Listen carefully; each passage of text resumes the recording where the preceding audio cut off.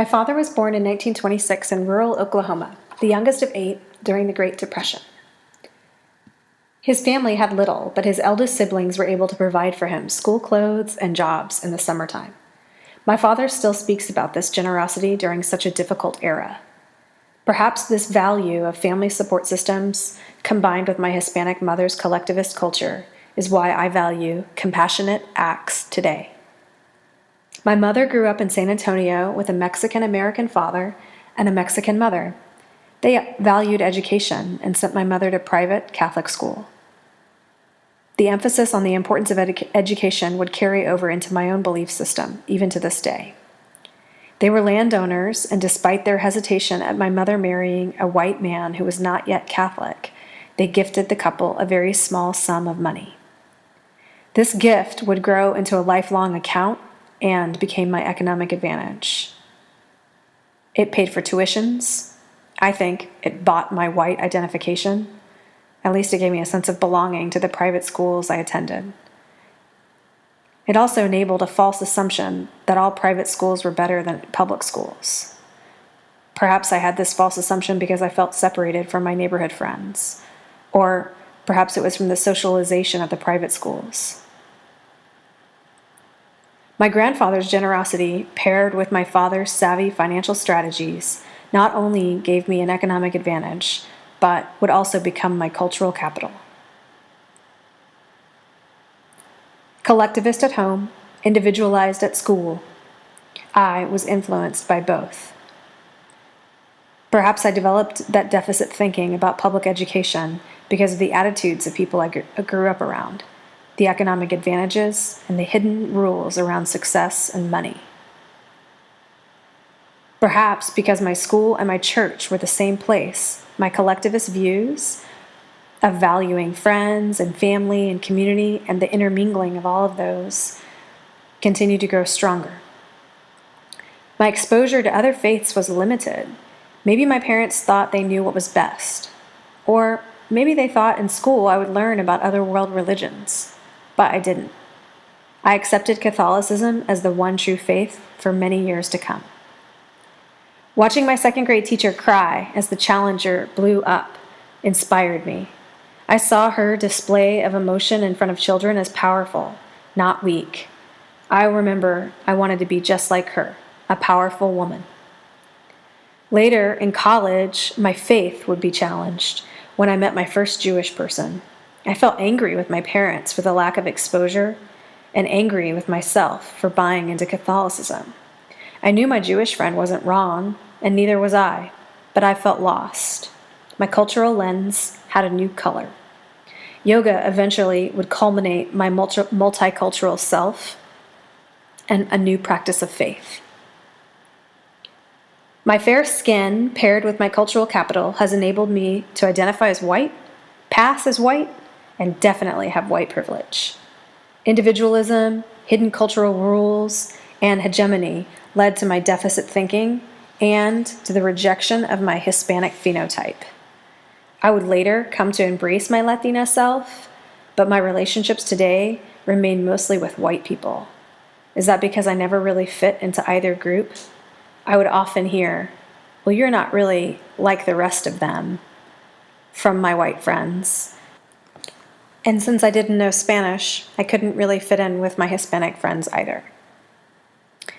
I'm short, and people often call me cute, a term that I rejected for a long time, perhaps because of media or peer pressure, or my sister teasing me all the time. I assumed tall was better. My assumption was that cute means you're short, until in my early 20s, I remember seeing an elderly woman walking down the street and thinking to myself, she is so cute. And it was then that I realized that cute is not necessarily a physical description, but a style of being. And now I'm cautious with how I use physical descriptors for people because I never know the connotations they may carry for that individual. Diversity. To me, diversity is celebrating differences. I recognize that my exposure to diversity was limited growing up. Perhaps because of my cultural capital or because of my own deficit thinking and racism, I chose to identify as white. And I developed white relationships in groups with white people. When my sister married an African American man, I think this was the first time I resisted true diversity. I saw her husband for what was missing, not what he was bringing. My huge deficit thinking has now been changed. I cherish the differences in my family, but I still have to ask myself, would this be okay for my immediate family? Do I only cherish these differences for my sister's family? Or how would I feel if my own son or daughter married someone from a different race? And when I dig deep, the answer is yes. I would be happy if my own son or daughter married a person of a different race. I see this as an asset to our ever-changing, diverse family. I consider myself very social. I'm constantly seeking environmental stimuli, and I love getting attention. Perhaps this comes from being individualized at school, or because I'm short and I assumed I wouldn't get noticed otherwise. Maybe it's an extroverted trait passed on from my mother and grandmother to me. Maybe it's my collectivistic nature. Either way, community is also important to me, and I have overlapping in-groups. I usually have a smile on my face, and often I'm told at stores, "You get the pretty girl discount." I have to wonder if I would be told the same thing if I looked more Hispanic or if I was black. Do I carry with me a sense of pride for being cute, social, and economically advantaged? And now I realize the answer is yes, and that's not always a good thing. I need to be cognizant and conscious of how my appearance plays into the way I define power. On the first day of school in first grade, I remember my teacher calling roll. She tried to give me a nickname, Nellie. I stood up in front of the whole class and said, "No, my name is Janelle." This was my first political action. I felt powerful, and I knew from that moment on I could use my voice for power. My father's low-power distance style encouraged me to observe, contemplate, and communicate. But if I think my voice or opinion is not going to be heard, I need to be careful and conscious of my actions. There's a chance that given the history I have with hegemony and private school culture, I may go back to a dominant way of thinking.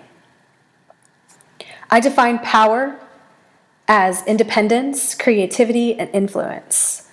I think the collectivistic and individualistic cultures I was raised by foster a sense of adventure, curiosity, and social connectivity. As indicated by my high constructivist styles scores on the LSI, I am supportive, positive, and creative. I believe in the power of brainstorming and collegiality.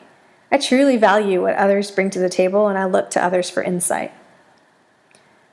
I believe the purpose of education is to inspire. When one is inspired, innovation is possible. I value creativity and fun.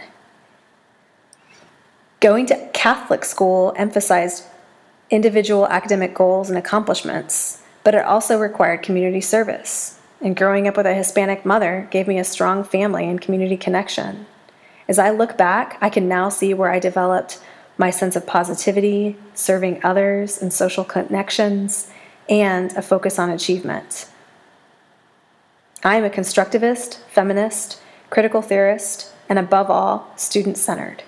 These are pillars of my values and have developed from my socialization. I will look to these styles for how I want to be a leader: collaborative, creative, collegial, and understanding. I strongly believe that when I stand in my own power confidently, I'm creating space for other people to do the same. I will lead with positivity and optimism.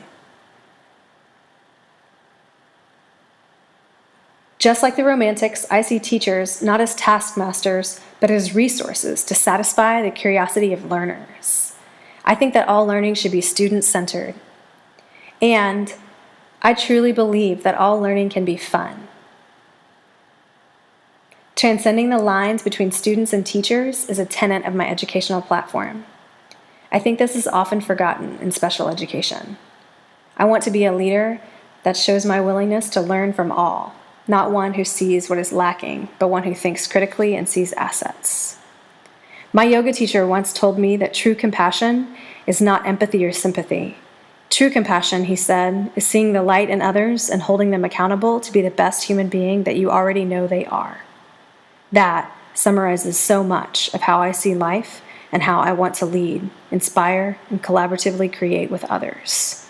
From my culture, from my history, to my powerful presence, I want to be a compassionate leader.